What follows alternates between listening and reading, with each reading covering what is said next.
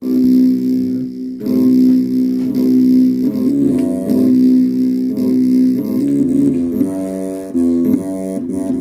አብ ወወልድ ወመንፈስ ቅዱስ አሐዱ አምላክ አሜን። ፈተና። የተከበራችሁ የልዑል እግዚአብሔር ቤተሰቦች በያላችሁበት የአምላካችን የመድኃኒታችን ኢየሱስ ክርስቶስ ቸርነትና ምሕረት አይለያችሁ እያልኩኝ እንደምን ሰነበታችሁ? እንደምን ከረማችሁ? እንደምን ለዚህ ሰዓት ደረሳችሁ? አሜን። አምላካችን መድኃኒታችን ኢየሱስ ክርስቶስ 40 መዓልትና 40 ሌሊት ጾሞ ጸልዮ ዲያብሎስን ፈተና አሸንፎ ለኔና ለእናንተ ጾምና ጸሎትን ላስተማረበት ለታላቁ ለዐቢይ ጾም እንኳን አደረሰን አደረሳችሁ። ተከታታይ ትምህርታችን ከጨረስን በኋላ ለተወሰኑ 1-3 ሳምንታት ያክል ጠፋ ብዬ ነበር። እንደ አምላካችን እንደ ልዑል እግዚአብሔር ፈቃድ ዛሬ ተገናኝተናል። ያስጀመርን ጾምና ጸሎት አምላካችን አስፈጽሞ ለብርሃነ ትንሣኤው ያድርሰን እያልኩኝ በቀጣይ ከዛሬ ጀምሮ ለተከታታይ የምንማማርበት የትምህርታችን ርዕስ ፈተና የሚል ይሆናል ማለት ነው። እንግዲህ ፈተና ለሰው ልጆች አስከፊም ነው፣ መልካምም ነው። ጥሩ ዜና አብሳሪም ነው፣ መጥፎ ዜናም አብሳሪ ነው። ፈተና ቃሉ ወይም ፊደሉ 3 ነው። ነገር ግን ፈተና የሚለው ቃል ለመንፈሳዊ ሕይወታችን የሚሆን ለስጋ ሕይወታችን መልካም ዜና ይዞ ይመጣል፣ መጥፎም ዜና ይዞ ይመጣል። ፈተናው መልካም ዜና ይዞ የሚመጣው ፈተናውን በአግባቡ ስንወጣው ነው። መጥፎ ዜና ይዞ የሚመጣው ደግሞ ፈተናውን መወጣት ካቃተን ነው። በስጋ ሕይወታችን የሥራ ደረጃ ለማግኘት ሊሆን ይችላል። ትምህርታችን በአግባቡ ለማጠናቀቅ ሊሆን ይችላል። ፈተና አለ። ስለዚህ የተሻለ የሥራ ዕድል ለማግኘት ፈተናውን መውጣት ያስፈልጋል። ጥሩ ተማሪ ሆኖ ለማለፍም ፈተናውን ማለፍ ያስፈልጋል። ስለዚህ በዚህ ፈተና ውስጥ ላይ መልካም ዜና ሊመጣ ይችላል፣ መጥፎ ዜና ሊመጣ ይችላል ማለት ነው። ፈተናውን ያለፈ ሰራተኛ መልካም የሥራ ዘመን ተብሎ ደብዳቤ ደርሰዋል። ፈተናውን ያለፈ ተማሪ በጥሩ ሁኔታ ስላጠናቀቁ ወደሚቀጥለው ክፍል አልፈዋል፣ በደረጃም ስለወጡ ሽልማት ይገባውታል የሚል ዜና ይዞ ይመጣል። በመንፈሳዊ ሕይወትም እንዲህና እንዲመሰሎች ነገሮች እንማማርበታለን እናይበታለን ማለት ነው። እንግዲህ ፈተና የሚለው ቃል ቅዱስ ያዕቆብ በምዕራፍ 1 ቁጥር 12 እንዳስቀመጠው በፈተና የሚጸና እሱ የተባረከ ይሆናል እንዳለው ፈተና ማለት የብቃት መፈተሻ፣ የደረጃ መለያ፣ አመልካች ወይም ምዘና ሰጭ ማለት ነው።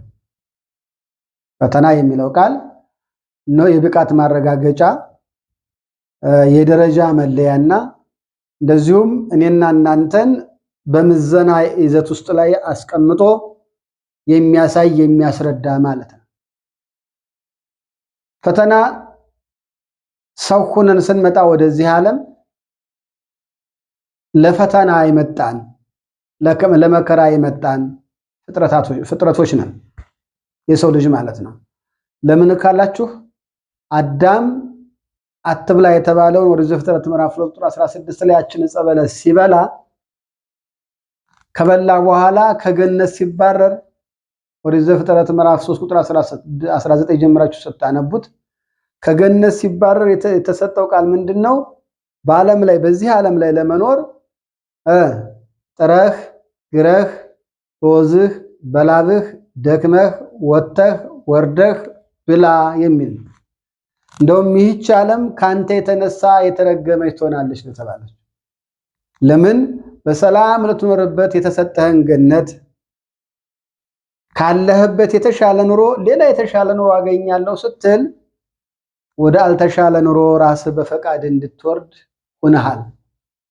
ስለዚህ ሳትደክም ሳትወጣ ሳትገባ በሰላም እየኖርክ መብላት መጠጣት ስትችል የለም ካለሁበት የተሻለ አገኛለሁ ብለህ የማይረባ ሐሳብ በማሰብ ምክንያት እነሆ እየደከምክ እየወጣ እየወረርክ እያዘንክ እያለቀስክ እየተኛህ እየተነሳህ በአጠቃላይ በድካም ሕይወት ውስጥ ላይ እንድትኖርባት ወደ ተፈጠርክባት መሬት ሂድ ተብሎ ተሰዶ መጥቷል።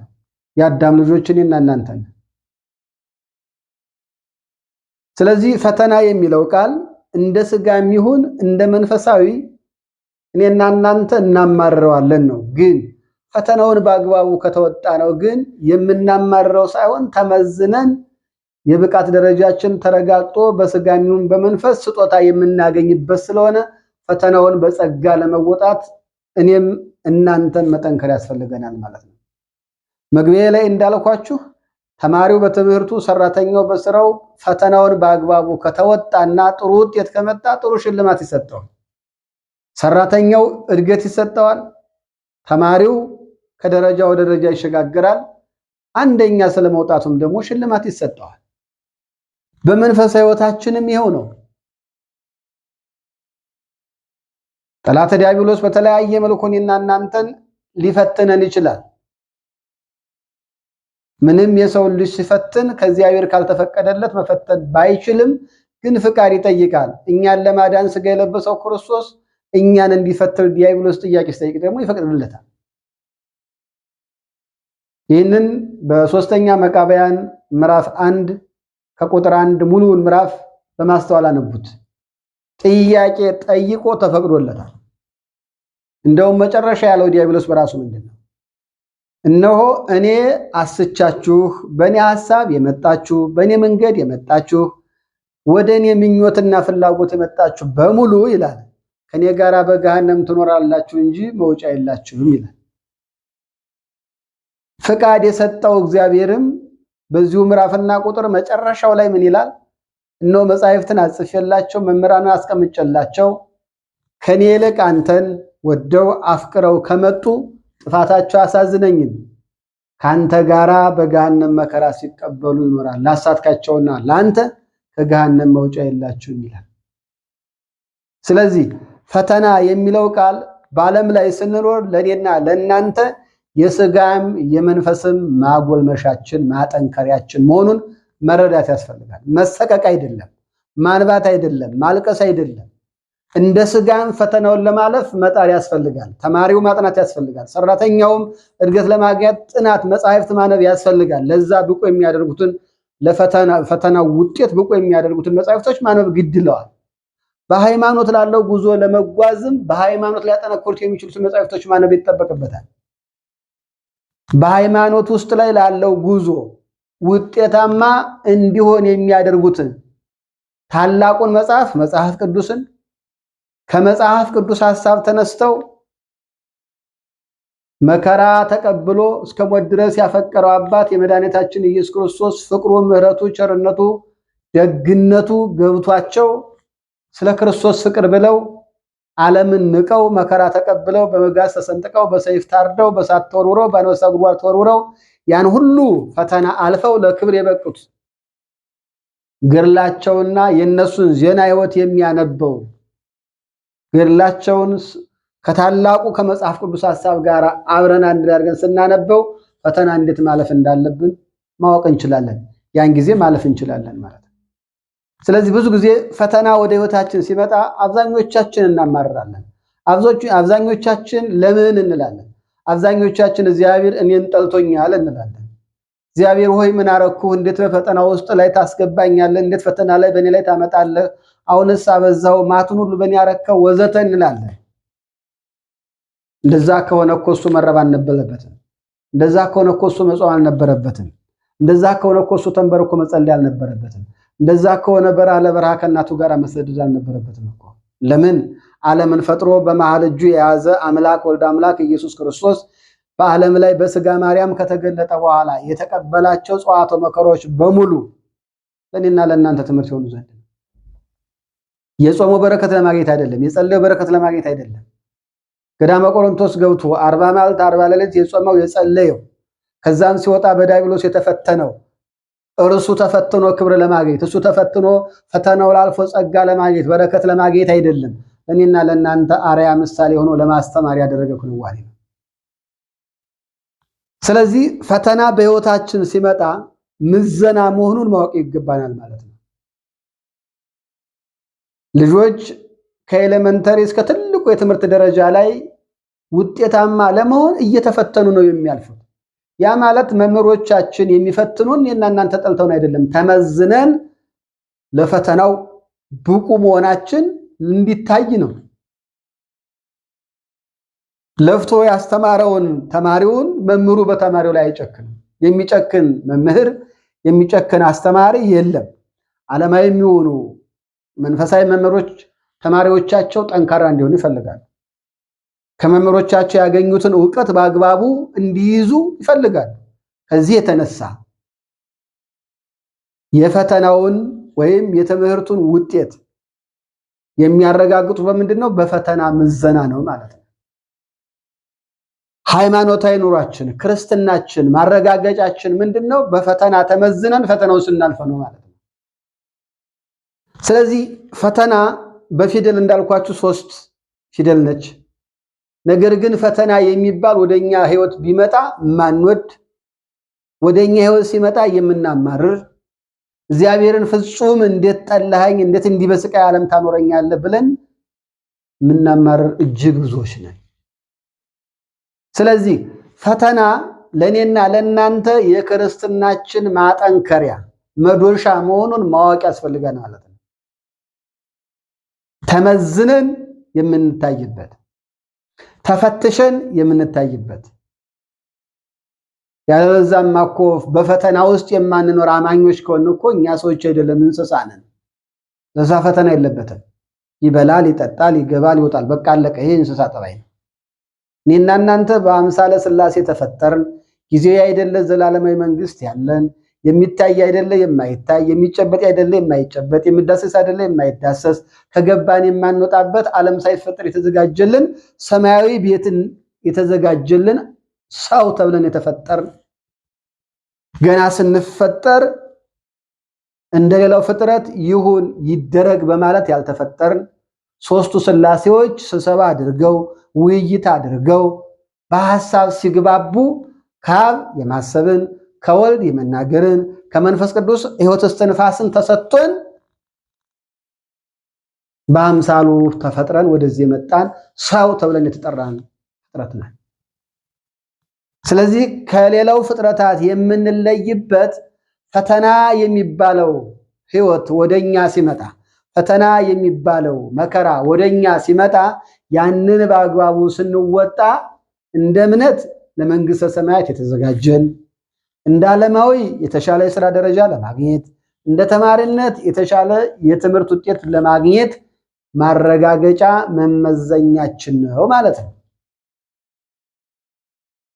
ስለዚህ ፈተና የሚለውን በዚህ መልኩ ተረድተን በዚህ በመንፈሳዊ ይሁን በስጋዊ የሚገጥሙን ፈተናዎች ለነዚህ ውጤት መስራት አለብን ማለት፣ ፈተናውን ማማረር ሳይሆን ፈተናውን ለማለፍ ዝግጁ መሆን አለብን ማለት ነው።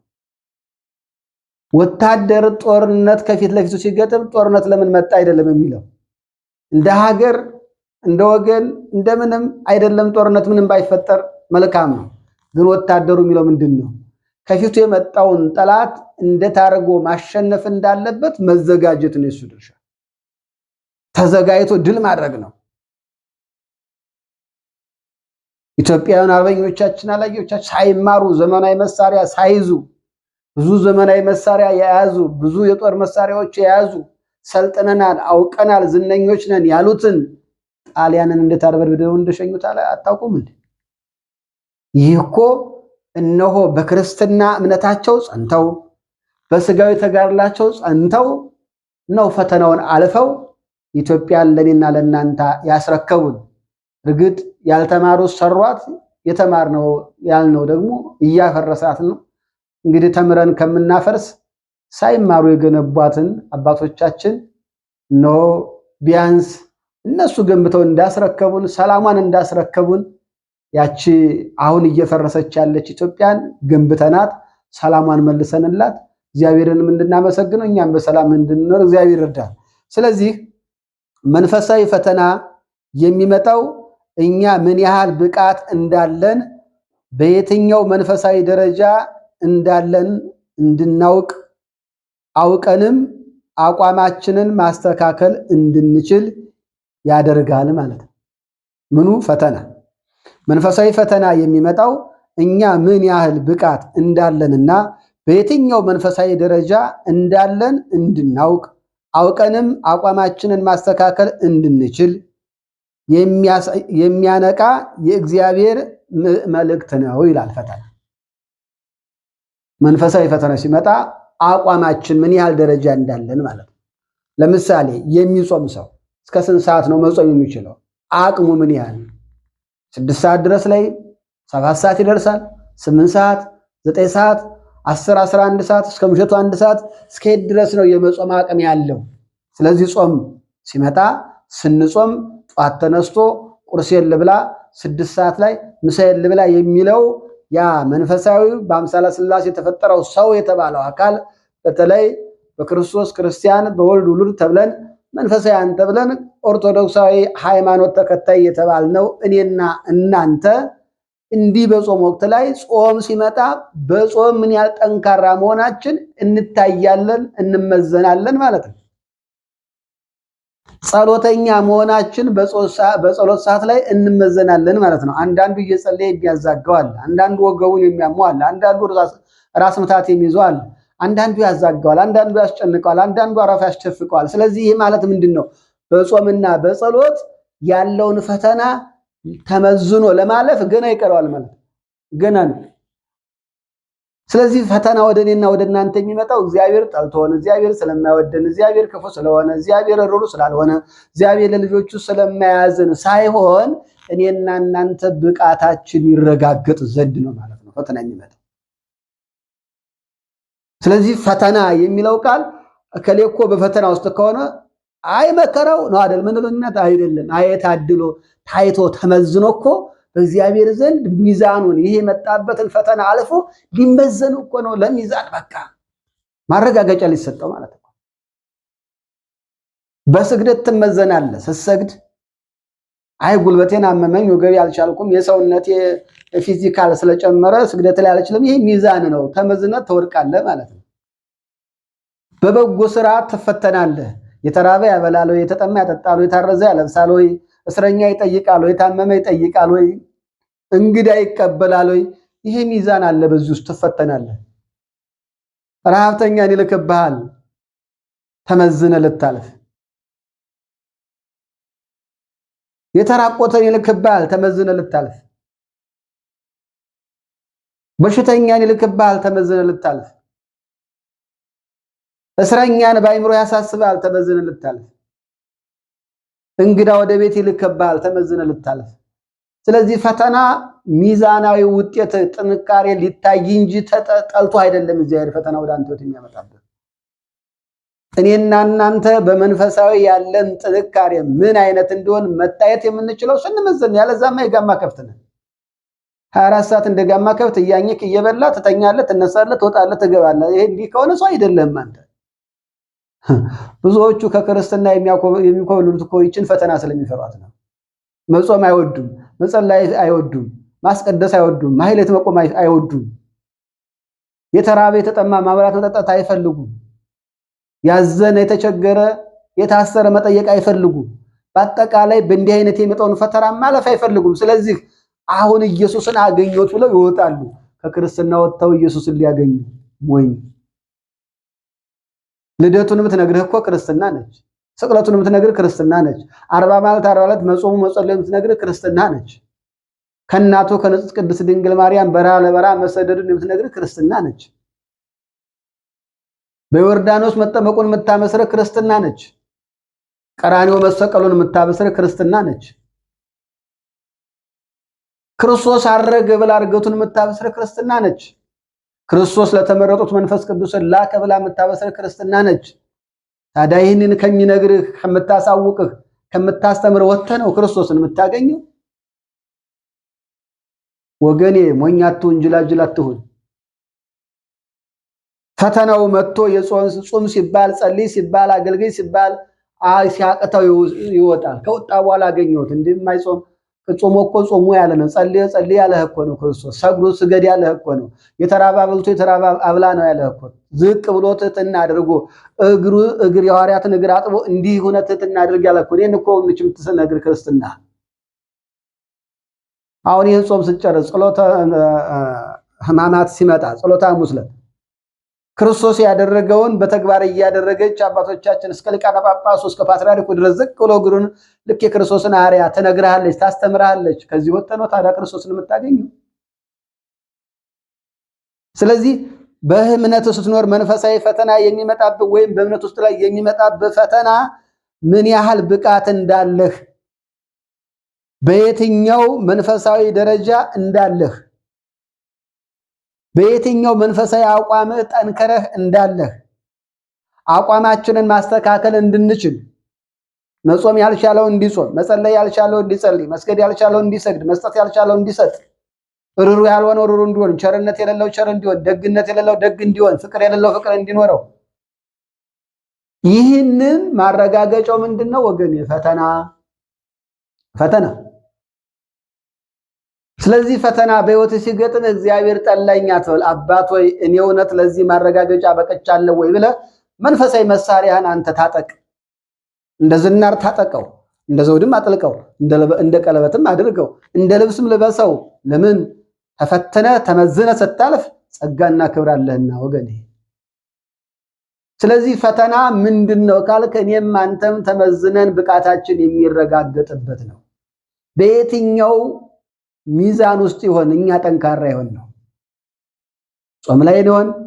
ጸሎት ላይ፣ ማስቀደስ ላይ፣ ኪዳን ማድረስ ላይ፣ ሰርክ መጥቶ ስብከተ ወንጌል መስማት ላይ፣ ትህትና ላይ፣ ደግነት ላይ፣ ቅንነት ላይ፣ ቸርነት ላይ፣ የዋህነት ላይ፣ ራስን መግዛት ላይ፣ የትኛው ላይ ይሆን? እኔና እናንተ ይህ መንፈሳዊ ይህ ሰው ሆነን ወደ ዓለም ስንመጣ መከራ የበዛባትን ዓለም እንድንኖርባት ተፈቅዶልን ስንመጣ እኔና አንተ፣ እኔና አንቺ፣ እኔና እናንተ ፈተና የሚለውን ቃል አልፈን ሰው ሆነን ተመዝነን እግዚአብሔር ዓለም ሳይፈጠር ያዘጋጃትን መንግስቱን ለመውረስ ብቁ ሆነን የምንገኘው በየትኛው ሚዛን አልፈን ይሆን የምንገኘው?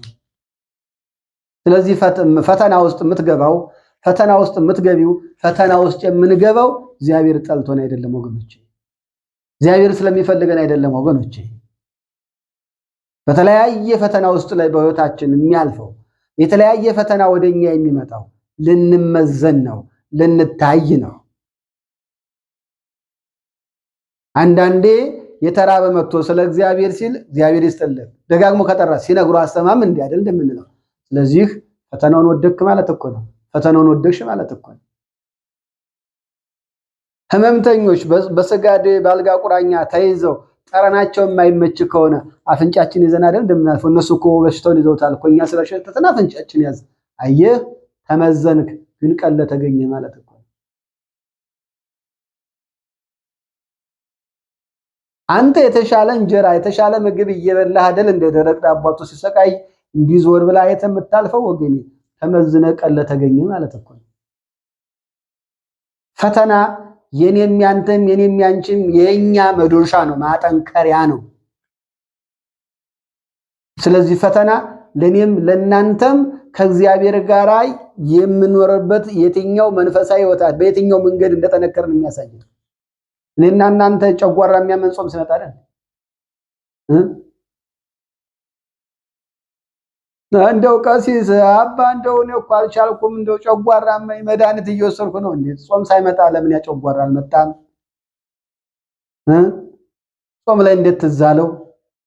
እንደው መስገድ አስቤ ነበር እንደው እግሬ እንደው ችግር አለ። ስጨፍር ለምን አያምህ?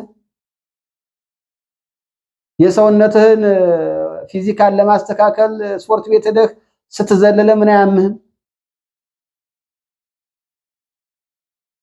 ፊዚካልን አስተካክለው እያልክ እዛ ብድግ ቁጭ ብዙ መከራ ጻዋቶ መከራት ያለ ለምን ያን ጊዜ አላመመህም? ለበረከት ለጸጋ የሚሆነው ላይ ነው ህመሙ የመጣብህ። ለድነት የሚሆነው ነው ህመሙ የመጣብህ። በምድር ሰላም በሰማይ ዘላለም መንግስቱን ልታገኝበት ለምትችለው ነው ይህን ማለፍ ያቃተህ። ስለዚህ እኔም እናንተ ፈተና የምለው ከእግዚአብሔር ጋር መኖሪያችን ማረጋገጫ ነው ወገኔ። ሰይጣንን አሸንፈን የእግዚአብሔር ልጆች መሆናችን ማረጋገጫ ነው። የዓለምን ሐሳብ ንቀን የእግዚአብሔርን ሐሳብ መያዣ ማረጋገጫ ነው። በዓለም ምኞትና በዓለም ሐሳብ ተማርከን ከመሄዳችን በእግዚአብሔር ሐሳብ መኖራችን ማረጋገጫ ነው። ስለዚህ ጠንካራና ደካማ ወታደር የሚታወቅበት ነው። የሃይማኖት ወታደር የሆነ የሚታወቅበት ነው ፈተና።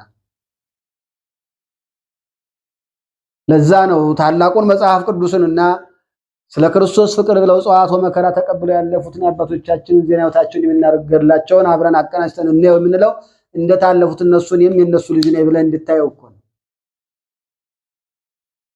ስለዚህ ፈተና እኔም አንተም እኔም አንቺም እኛ ሁላችን ከእግዚአብሔር ጋር ለመኖራችን ዋስትና የምናገኝበት ስጦታ የምናገኝበት ፈተናውን አልፈን ነው። ካለህበት የሥራ ደረጃ ወደሚቀጥለው ለማለፍ ተፈትነህ፣ ስራ አልባ ስትሆን ስራ ለማግኘት ተፈትነህ፣ ተማሪ ስትሆን ካለበት ክፍል ወደሚቀጥለው ለመሻገር ተፈትነህ፣ በትምህርት ጥሩ ውጤት አመተህ አልፈህ ደረጃ ይዘህ ለመሸለም የምትችለው ፈተናውን በአግባቡ ስትወጣ ከሆነ ክርስትና ይሄ ነው፣ ሌላ ነገር የለውም። ስራ ላይ ሲሆን ፈተናው ችግር የለውም። ትምህርት ላይ ሲሆን ፈተናው ችግር የለውም። እምነት ላይ ሲሆን ግን እግዚአብሔር ሆይ ምን አረኩ? ለምን እንደ ጋማ ከበስ ስትበላ ስትጠጣ አያምህም። ጹም ስትባል ግን አትችልም። ጸልይ ስትባል ግን አትችልም። ስግር ስትባል አትችልም። የተራበ የተጠማ የታረዘ አልብስ ጠይቅ ስትባል አትችልም። ታዲያ አንተ ማን ነህ? ስለዚህ እኔና እናንተ እግዚአብሔር ጋር እንድንገናኝ የእግዚአብሔር መልእክት ነው ማለት ነው ፈተና። ከሱ ጋር እንድንገናኝ ከሱ ጋር መኖር መቻላችንን ማረጋገጫ፣ የእግዚአብሔር ልጆች መሆናችን መለያ፣ ከቅዱሳን መላእክት ህብረት ጋር አብረን ከጻድቃን ከሰማዕታት ህብረት ጋር አብረን ለመኖራችን ማረጋገጫ ምኑ ነው? ፈተና ነው ማለት ነው። ፈተና ነው። ስለዚህ እግዚአብሔር ግን እኛን ለማወቅ እኛን መፈተን አያስፈልገውም። ለምን? እሱ ራሱ ሁላችንን ያውቀናልና። አዎ ዮሐንስ ወንጌል ምዕራፍ 2 ቁጥር 25 ላይ ተቀምጧል። እርሱ ሁሉንም ያውቃል ተብሏል። እኛን የማያውቀን ሆኖ አይደለም የሚፈትነን። ስለዚህ እሱ ቀድሞ በስጋ ማርያም ተገልጦ ዮሐንስ ወንጌል 15:22 ላይ ምንድን ነው ያለው? እኔ መጥቼ ባልነገርኳችሁስ ምክንያት በነበራችሁ ነበር። አሁን ግን መጥቼ ነገርካችሁ፣ ምክንያት የላችሁም ለኃጢአት ለበደላችሁ። አንጾምም እንዳትሉ ጾም ያሳይቻችኋለሁ፣ አንጸልይም እንዳትሉ ጸልይ ያሳይቻችኋለሁ፣ የተራበ የተጠማን አናበላም አናጠጣም እንዳትሉ አብልቻ ጠጥቻ ያሳይቻችኋለሁ። ዝቅ ብለን በትሕትና እንኖርም ብላችሁ እንዳትኮፈሱ እኔ አምላክ ስሆን ዝቅ ብዬ ፍጡራን እግር አጥቤ ትሕትናን አሳይቻችኋለሁ። ስደት መከራ ቢመጣብን አንችልም እንዳትሉ እኔ ተሰድጄ ከእናቴ ጋራ በጀርባዋ አዝላኝ የድንግልና ጡቶቿን እያጠባች በድንግልና ክንዶቿ ታቀፋኝ፣ በድንግልና ጀርባዋ አዝላኝ ድንግልና ክንጭኖቿ ላይ ቁጭ አርጋ ጡቷን እያጠባች በረሃ ለበረሃ 3 ዓመት ከ6 ወር ምን ብለናል? ተሰደናል። ስለዚህ ያን ሁሉ ጸዋቶ መከራ የተቀበልኩት ምን እንድትሆን ነው? ከኔ እንድትማር። ምን ብዬ ያለው? ማቴዎስ 11:29 ላይ ከኔ ተማሩ ብያችኋለሁ ልጆች ይላል። የቤተልሔም ሕፃን የቀራንዮ በግ ወልድ ኢየሱስ ክርስቶስ እኔና እናንተን። ስለዚህ የሚፈትነን የማያውቀን ሆኖ ሳይሆን አንደኛ ለሌሎቹ አሕዛብ መሳለቂያ እንዳንሆን፣ የኔ ልጆች እንዲህ ናቸው፣ ጠንካሮች ናቸው፣ በሃይማኖት ዲያብሎስን ማሸነፍ የሚችሉ ናቸው፣ ፈተናውን በአግባቡ መወጣት የሚችሉ ናቸው፣ ይጾማሉ፣ ይጸልያሉ፣ ይሰግዳሉ፣ የተራበ የተጠማ ያለብሳሉ፣ ያበላሉ፣ ያጠጣሉ፣ የታመመም ይጠይቃሉ፣ የታረዘም ያለብሳሉ፣ የታሰረም ይጠይቃሉ። የኔ ልጆች እንዲህ ናቸው። ዲያብሎስ አንተ የወደቅ ወድቀህም የተንኮታኮትክ ልጆችን ማሸነፍ አትችልም። እያቸው፣ አውቃቸዋለሁ፣ እረዳቸዋለሁ፣ ከኔ ጋር መኖር የሚችሉ ጠንካሮች ናቸው በማለት ለዲያብሎስ ፍቃድ ሲሰጥ እኔና እናንተን የማያውቀን ሆኖ ሳይሆን እኔና እናንተ ምን ያህል ጠንካራ ሆነን ፈተናውን አልፈን የሱ ልጆች መሆናችን ለዓለም ይነገር ዘንድ ነው የምትፈተነው ወገን። እሱም ያውቃል። ማቴዎስ ወንጌል ምዕራፍ 10 ቁጥር 30 ላይ እናንተ ጭንቀታሞች ዝም ልትጨነቃችሁ እናንተ እኮ የራስ ፀጉራችሁ ሳይቀር ተቆጥሮ ተፈጥራችኋል ይላል። ስለዚህ ያውቃል።